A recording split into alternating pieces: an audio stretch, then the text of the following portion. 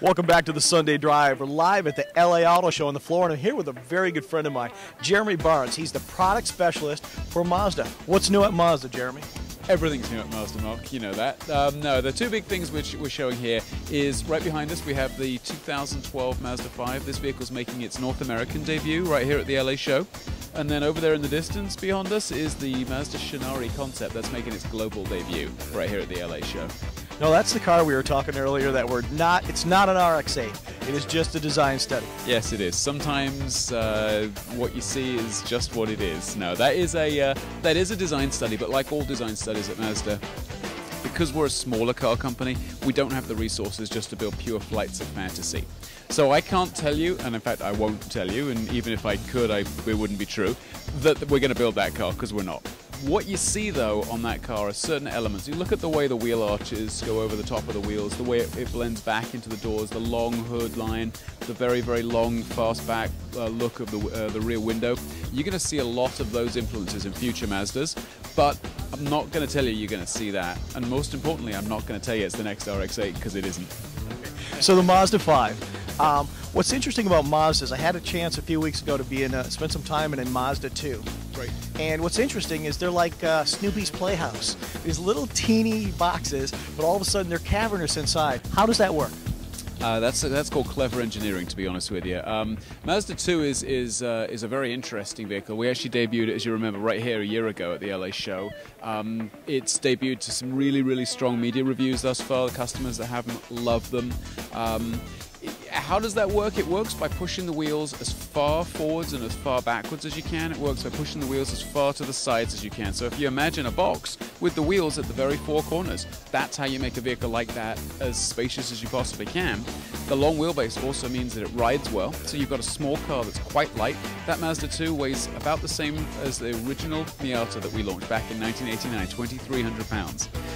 And because of that, we can put a relatively smaller engine in there. As you know, it has a 100 horsepower engine. Well, a lot of people have said 100 horsepower, oh my goodness, that's never going to be enough. Well, that car's a lot quicker to 60 miles an hour than cars with much bigger engines that get worse fuel mileage as well. It also means that it's relatively inexpensive to build, which allows us to keep the purchase price of the car down. But then it also means, and more importantly, that it has a very light footprint on the environment. So what's new on the Mazda 5? Mazda 5 is pretty much all new, is the best way I can put it. We've got a new 2.5-litre engine that's shared with the Mazda 3 and the Mazda 6. We've got all new bodywork. If you remember the last series of Nagare concept cars we had, we started seeing influences from that car in the Mazda 3 and the Mazda 6. This is the most obvious influence of that, where you see that detail work on the sides of the car. We have an all-new interior, upgraded interior components. Seats are more comfortable, they're a little larger. The materials on the seats are a little nicer. The layout of the dash is a little more upscale, perhaps.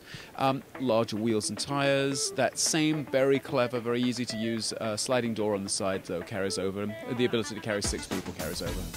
Very cool. And what kind of mileage are we talking? We're talking about the same as the previous vehicle mileage-wise, so we've actually given it more horsepower and more torque with no detriment on fuel mileage. So you're looking at mid to high 20s with no problem at all with a family of 6. Seems to be a lot of talk about alternative fuel, diesels, hybrids. What's in the future for Mazda? We have a lot of really interesting news, very exciting news on that front. We have 2 all-new engine families that will be debuting in the next couple of months.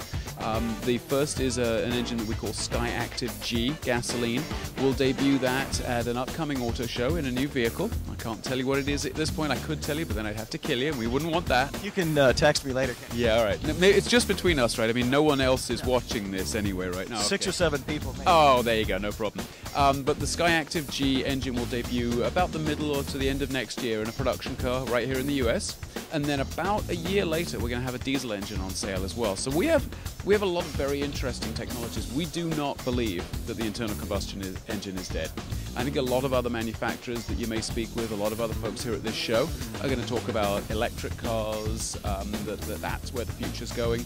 We're not quite ready to concede the death of the internal combustion engine just yet. Well, congratulations on your new car, and thanks for joining us. My pleasure. Thanks, Mark. This is a Sunday Drive.